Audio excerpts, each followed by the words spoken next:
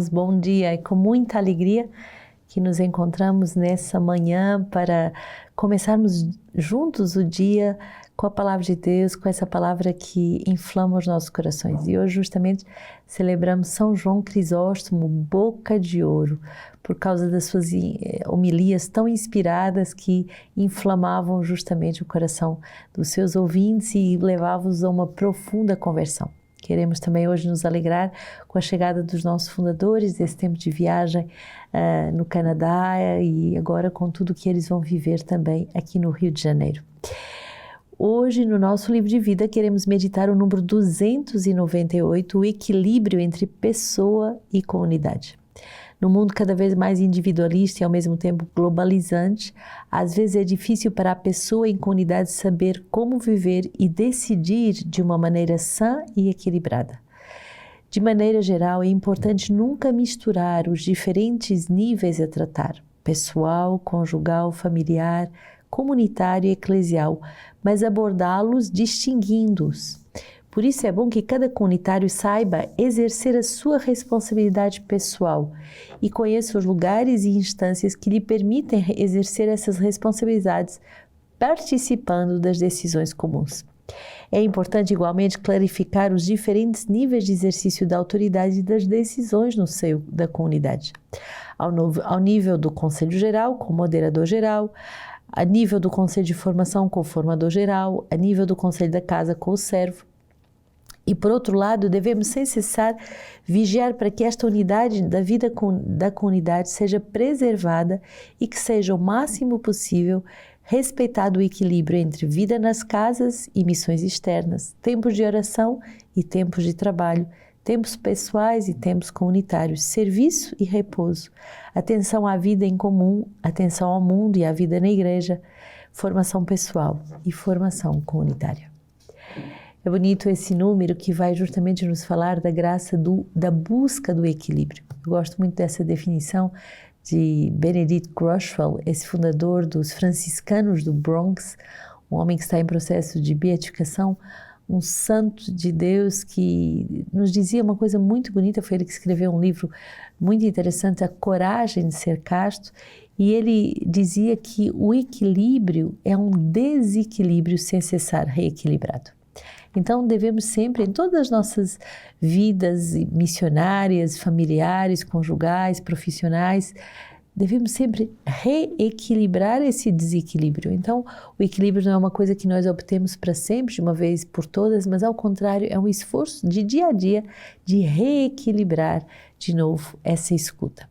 Tanto no exercício da autoridade, com as diferentes instâncias de autoridade, o Conselho Geral com o moderador geral, o Conselho Formativo com o formador geral, numa casa com o Conselho de Casa e com os responsáveis da casa. Então, devemos sempre entender que eu, sendo responsável, eu devo participar nas decisões, eu devo colaborar e construir juntos a comunidade, a igreja.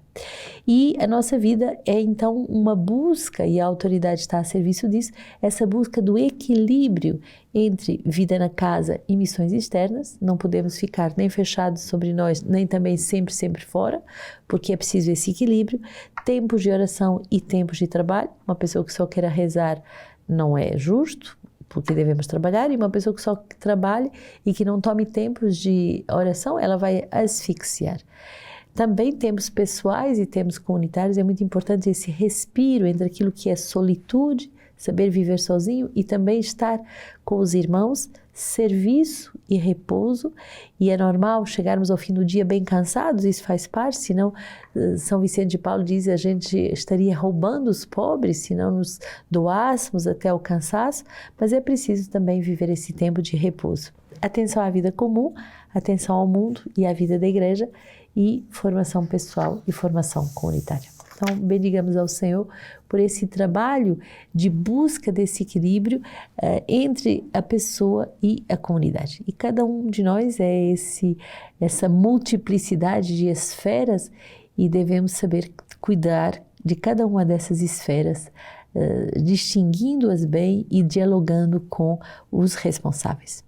A primeira leitura de hoje, 1 Coríntios 12, Com efeito, o corpo é um e, não obstante, tem muitos membros, mas todos os membros do corpo, apesar de serem muitos, formam um só corpo. Assim também acontece com Cristo, pois fomos todos batizados num só Espírito para ser um só corpo, judeus e gregos, escravos e livres, e todos bebemos de um só Espírito. O corpo não se compõe de um só membro, mas de muitos. Ora, vós sois o corpo de Cristo e sois os seus membros, cada um por sua parte. E aqueles que Deus estabeleceu na igreja são, em primeiro lugar, apóstolos, em segundo lugar, profetas, em terceiro lugar, doutores. Vêm a seguir os dons dos milagres, das curas, da assistência, do governo e do falar diversas línguas. Porventura, são todos apóstolos, são todos profetas, todos doutores, todos realizam milagres, todos têm os dons de cura, todos falam línguas, todos as interpretam.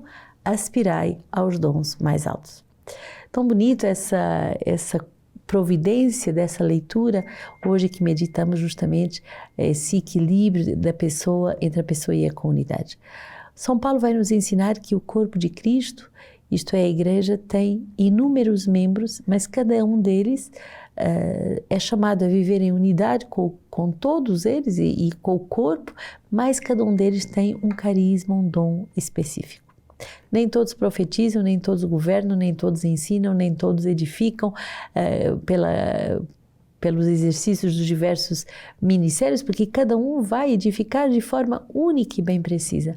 Mas o importante é que cada um dê o seu talento e que esse talento você faça brotar não só como um carisma, mas muito mais ainda como um verdadeiro ministério a serviço de Deus. E tudo isso para buscarmos juntos o dom superior, que é o dom do amor.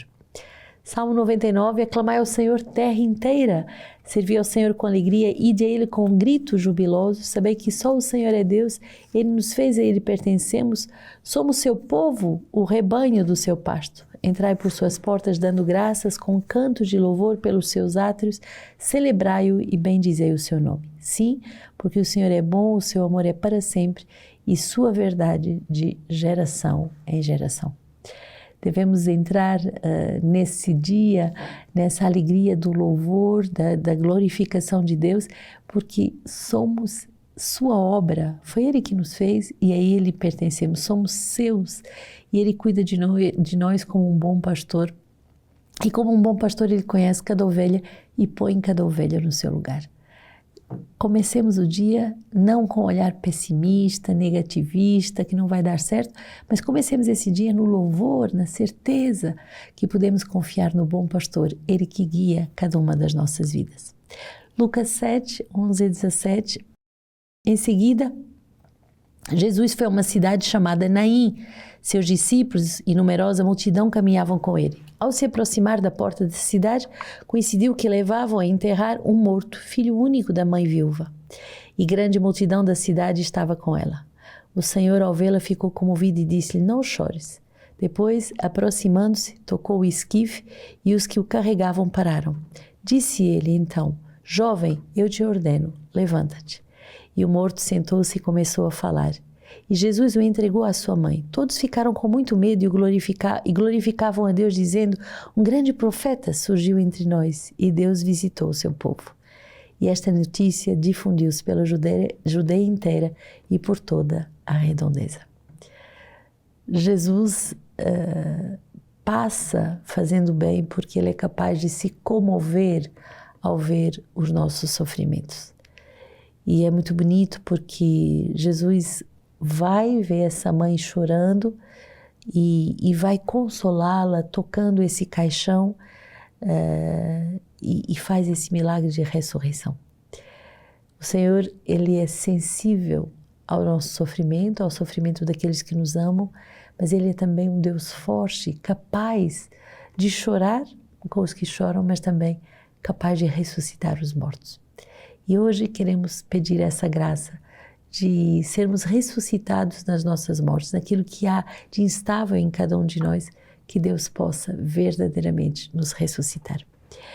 São João Crisóstomo, esse jovem João que nasceu na Antioquia e no ano de 349, então nos primeiros séculos do cristianismo, foi educado por uma mãe, Santa Antusa, que viveu uma vida monástica dentro da sua própria casa, nos anos da sua juventude. Depois, quando morreu a sua mãe, ele retirou-se para o deserto e permaneceu 6 anos no deserto, dos quais os 2 últimos completamente num grande retiro, numa caverna solitária.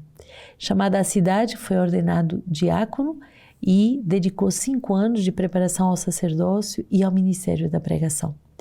Ordenado como sacerdote pelo bispo Fabiano, tornou-se então um zeloso colaborador do governo da diocese de Antioquia. E o seu talento era a pregação, de tal forma que se tornou um pastor incrível, um grande moralista, com um desejo muito grande de suscitar a conversão naqueles que o ouviam. Crisóstomo é o seu sobrenome, que quer dizer boca de ouro, e durante séculos foi esse o nome que os bizantinos lhe deram por causa da beleza da evangelização, dos seus sermões de fogo que convertiam as almas, que tornavam as almas cheias de graça. Ele vai falecer no ano de 438 e deixa numerosos escritos, sobretudo sobre um belíssimo tratado sobre a espiritualidade sacerdotal. Então, nos alegramos com São João Crisóstomo e com tudo aquilo que ele nos ensina. E justamente uma palavra dele para terminarmos esse dia: sobrevêm muitas ondas e fortes tempestades, mas não tememos afogar, porque estamos firmados sobre a pedra. Enfureça-se o mar, não tem força para destruir a pedra. Ergam-se as vagas, não pode submergir o navio de Cristo. Pergunto eu, que temeremos? A morte? Para mim, viver é Cristo e morrer é lucro. O exílio, talvez? O Senhor é o Senhor do céu e da terra e de tudo o que ela contém. A confiscação dos bens? Não trouxemos para este mundo e é verdade, daqui nada poderemos levar. Os pavores desse mundo são desprezíveis e os bens merecedores de riso.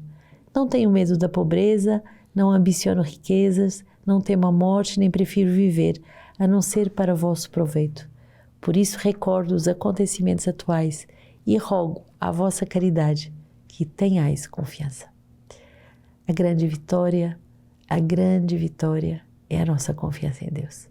Que Deus nos abençoe e nos faça viver com a certeza de que um grande profeta surgiu entre nós e esse profeta é Jesus.